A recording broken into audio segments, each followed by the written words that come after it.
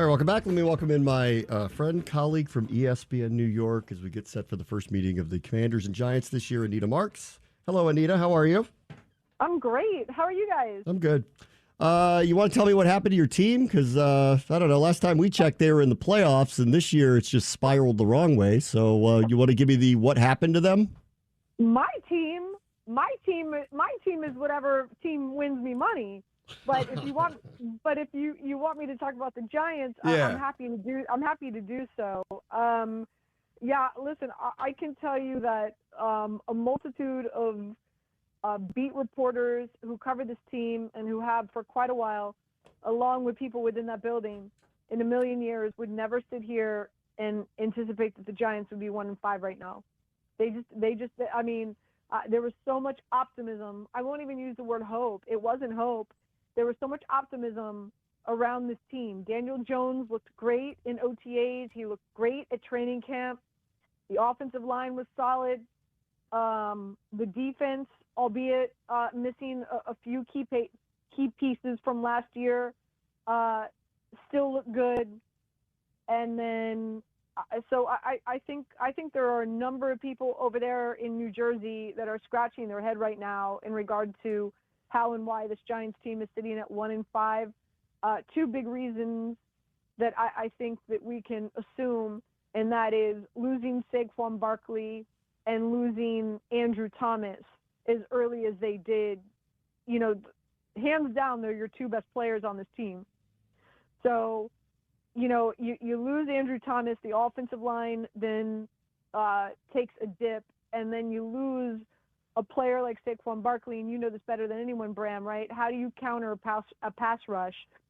Obviously a good offensive line and a solid running game to keep that defense on their heels, to keep them to keep them honest and to not have their ears pinned back. So now you lose both of those, and Daniel Jones, 25 sacks, 51 quarterback hits. You know,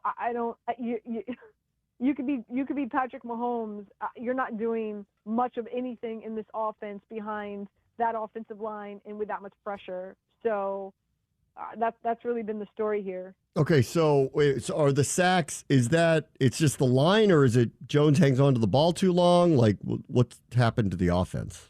So I think it's a multitude of things, right? I think that now you've got a young man who's shell-shocked, right?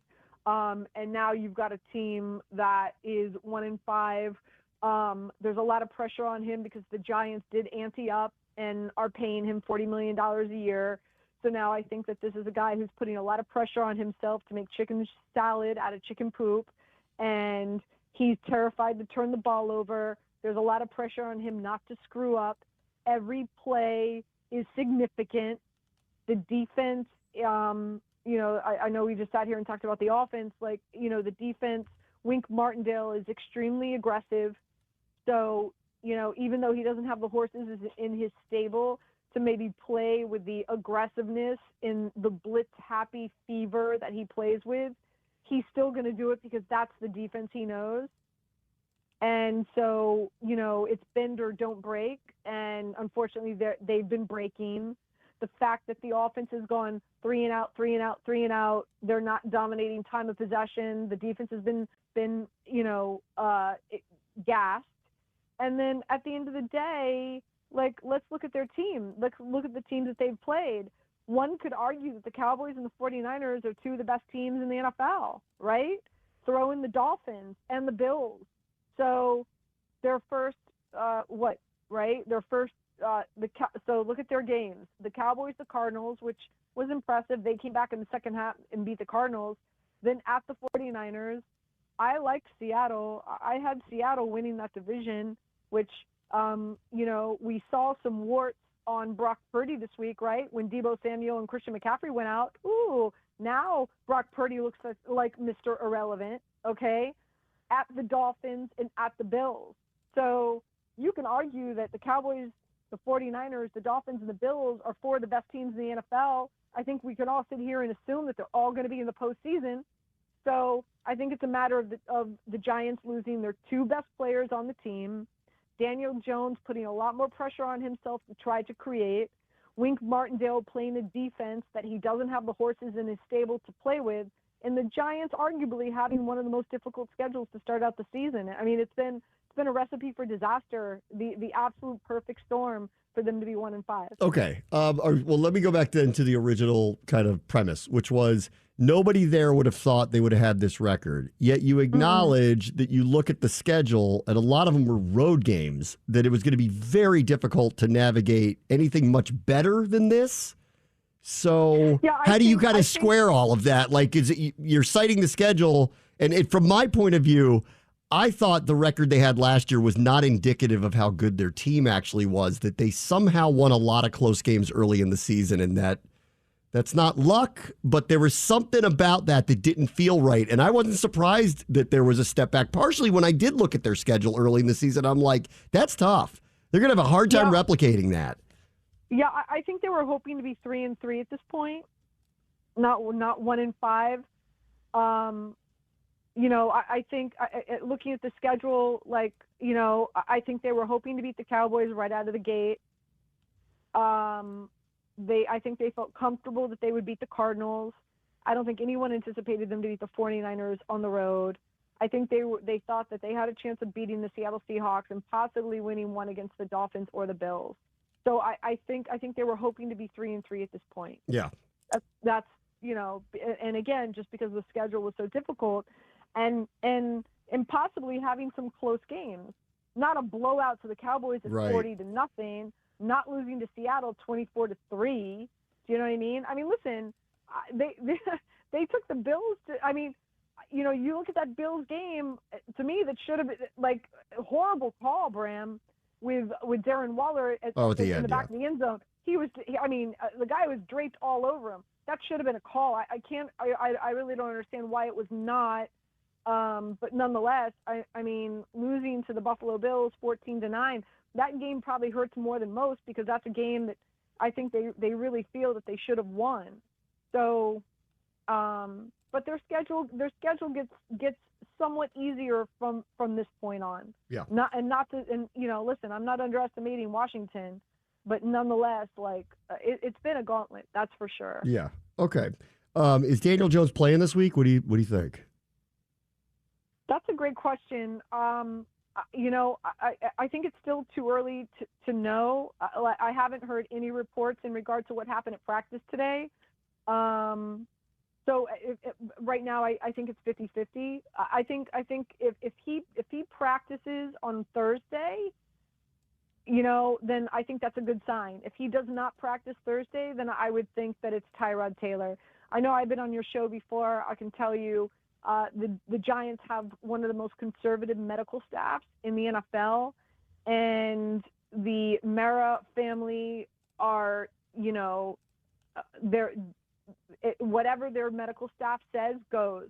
This isn't a team where the medical staff has a suggestion and then they wait to see what the coach is going to say.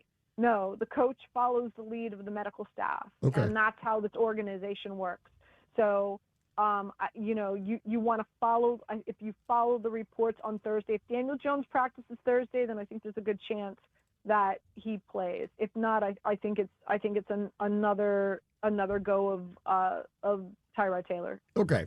Let me get into your wheelhouse because I'm going to get around to something that I think you're going to like to hear because it falls into your theories of people who'd want to maybe finish their career there because the timing might be right. But it would start with this.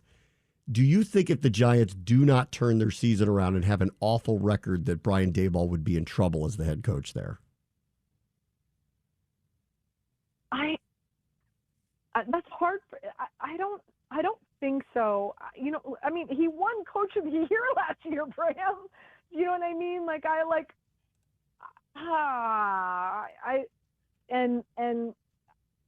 And him and Joe Shane are a package deal. Okay. I mean, again, I've been on your program several years. We've had this conversation. I don't understand why teams bring in a general manager 1 year and then a head coach 2 years later, and then that head coach is trying to win with a team that this general manager put together, and it doesn't fit his offense and defensive schemes, and then so the right hand doesn't know what the left hand is doing, and it's a complete poop show. It's just a complete mess. Like I truly believe that the Giants finally got this right? Like you bring in Joe Shane along with Brian Dable. They have history in Buffalo. They're both on the same page. They're going to draft according to how Brian Dable wants to coach and how his offensive coordinator and defensive coordinator are going to coach. Like, finally, I feel like the Giants have it right. So I don't know. I don't think this is like a 1 year, like, oh, you win coach of the year last year. And unfortunately now, bad state of affairs. Oh, sorry, we got to let you go. Where are you going with this? I'm going with this because you know that Bill Belichick loves the New York Giants more than any place on the planet. And if there was ever a time where his tenure is actually in question in New England, it's actually this year. So, yeah, you know what I mean? I've thrown out the Bill Belichick opportunity on your program before. Yeah, I mean, I thought that was the big reason why Joe Judge was hired here. If you recall, Bram, I felt like Joe Judge was hired here as the head coach because eventually Bill Belichick was going to retire as a head coach and come to the Giants and become the general manager. Right. That's what I thought was going to happen. So, yeah, I mean, is there always an opportunity for Bill Belichick? But here's I'll circle this question back to you, Bram. Has the polish worn off? I mean, no. Now you're off of Belichick? You wanted him a couple years ago. You wanted him. It's not that I'm off of him, but like damn, like like what, like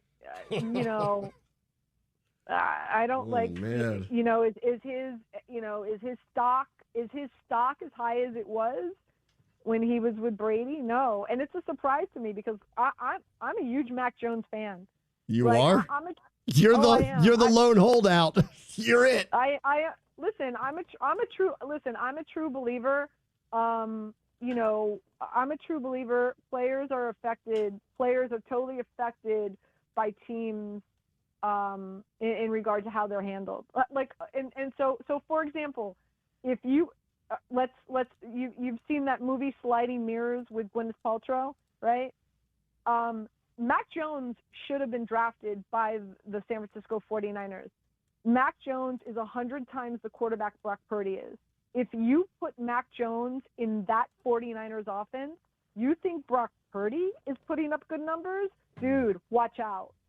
So Brock Purdy, I find it really hard to believe that you're telling me that 31 teams passed up on Brock Purdy 7+ times, because don't forget there's teams that drafted twice or 3 times within a round.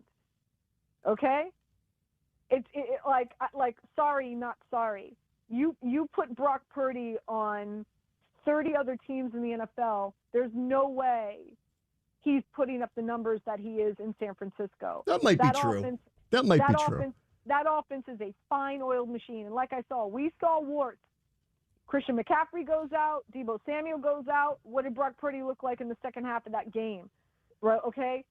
So, it's unfortunate. Mac Jones was supposed to be drafted by the 49ers. Kyle Shanahan fell in love with Trey Lance.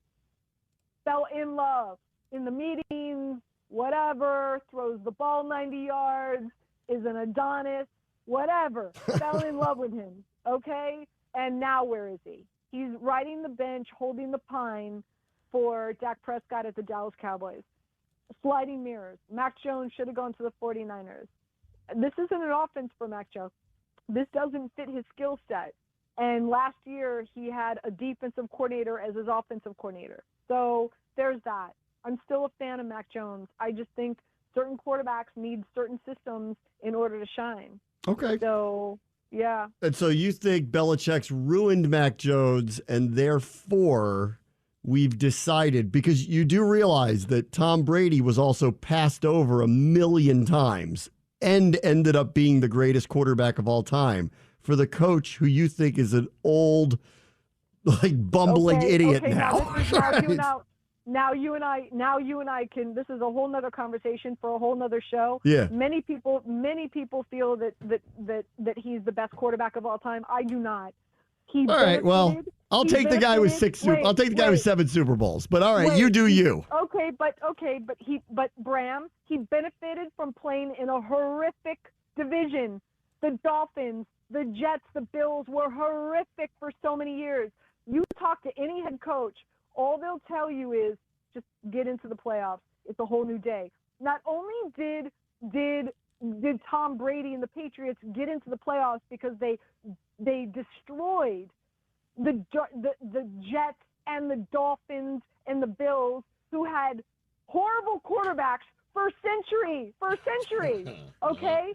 But once they got into the playoffs, they had such a phenomenal record that they hosted at least the first round of the playoffs. And he played for a team that has been proven they cheated.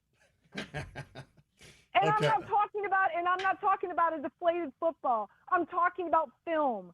And I know stuff that can't be reported. This isn't the place to share. Somebody else is going to write a book, not me. But I think Tom Brady fell into the perfect storm, and I'm not taking anything away from his work ethic. First one in the building, last one to leave, brilliant. 75% of the quarterback play is all cerebral. He had it all. Read defenses perfectly. Accuracy, it was amazing. His throwing only got better with age, like a fine wine, all those things. But at the same time, let me tell you something. He benefited from playing with the Patriots in that era because the AFC East was so god-awful, Bram. He made it to the playoffs each and every year. And we as a society, we grade players as the greatest of all time in team sports, making it to the playoffs, winning a Super Bowl. 3 of those Super Bowls that he won because of the defense. And, oh, by the way, thank you, Kyle Shanahan, for throwing the ball and not running it when you were the offensive coordinator of the Atlanta Falcons. And thank you, Seattle Seahawks, for not running the ball with Marshawn Lynch as opposed to throwing it where the Seattle Seahawks should have. So -2 of those Super Bowls because the bonehead play calling of the opposing teams. Okay, I need to have this conversation soon, but I do have to follow up with this. Now do Peyton Manning, who played in a crappy division his entire career and only won 1 Super Bowl out of the Indianapolis Colts, and with the Hall of Fame talent he played with on offense, and explain to me why it didn't end up being better for him. Listen, I think the Denver Broncos won a Super Bowl in spite of Peyton Manning. Right. But what I'm talking about with the Colts, that your premise is he played in this really junk division, which Peyton also did. Peyton had multiple Hall of Fame players on offense he played with and won 1 Super Bowl out of all this and kept losing to Brady in the playoffs. I understand, but when you type in #Peyton, is there a goat emoji that immediately comes up on Twitter? I want to vomit, Bram. I want to vomit. Okay.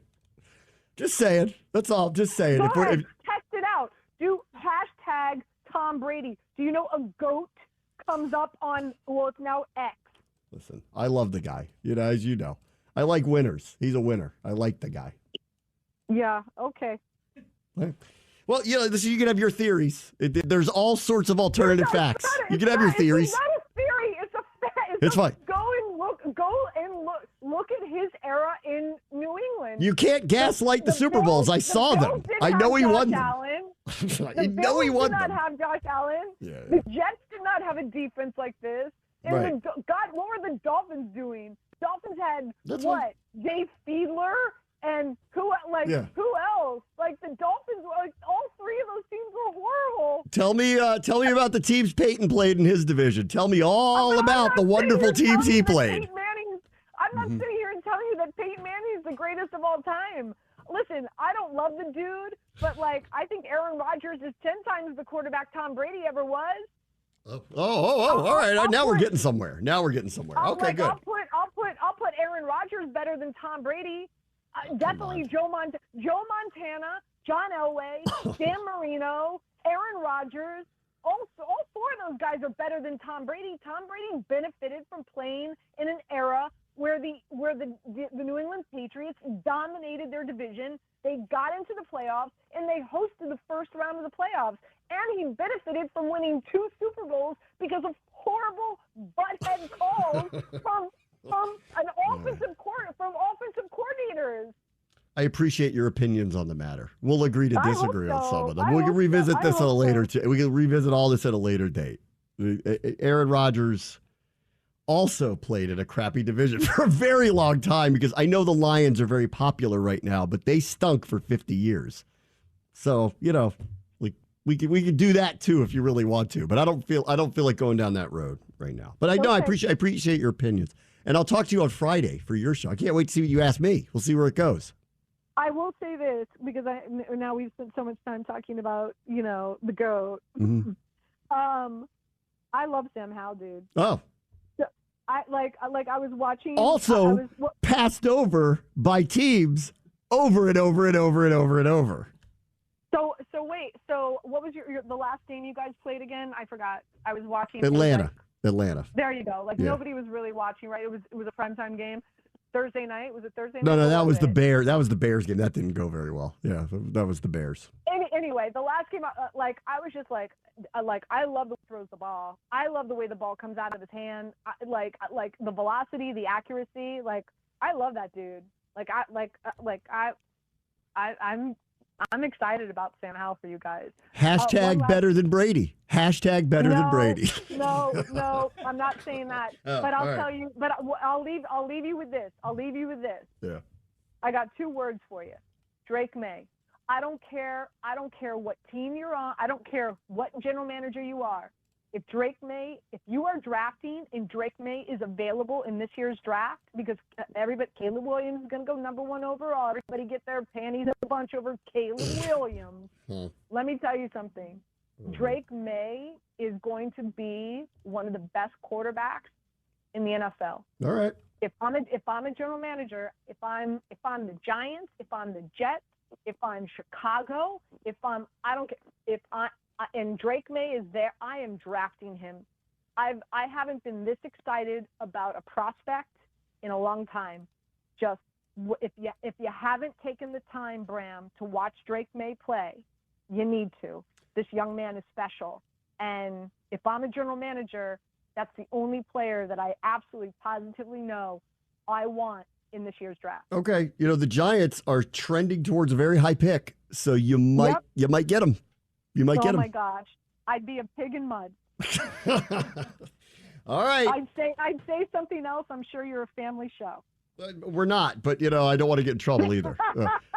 So thank you as always for coming on. I appreciate you taking all the time today. Nice. It was great arguing with you today. I adore you, even though you probably have a Brady jersey in your bedroom or something. No. I'm all Commanders. I got a Sonny Jurgensen jersey.